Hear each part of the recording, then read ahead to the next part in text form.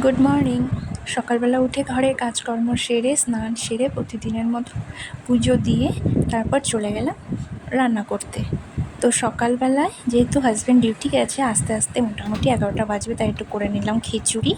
বাইরে যেহেতু বৃষ্টি পড়ছিল, আর এদিকে দুপুরের জন্য করে নিয়েছি বাঁধাকপি কেটে নিয়েছি, এদিকে সবজি কেটে নিয়েছি, আর এইদিকে মাছ ধুয়ে হলুদ নুন মাখিয়ে মাছটা ভাজা হয়ে গেছে।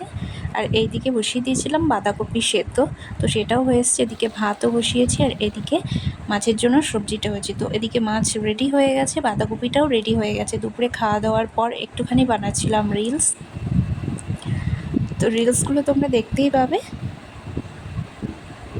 আর এদিকে সন্ধ্যাবেলার একটু আগের মুহূর্তে একটুখানি চেয়ার নিয়ে জানালায় বসেছিলাম, আর বাইরে এত সুন্দর একটা দৃশ্য দেখছিলাম, অসাধারণ লাগছিল। ছবিতে যা দেখা যাচ্ছে তার থেকে সুন্দর। সন্ধ্যাবেলা একটু চা খেলাম, আর রাতে করে নিয়েছিলাম ছানা। তো চলো, টাটা।